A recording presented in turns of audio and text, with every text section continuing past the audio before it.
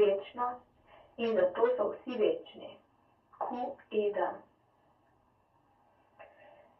Opomba. To pravilo je vseskozi razvidno tudi iz načina, kako sem v 11. pravilu dokazal bivanje Boga.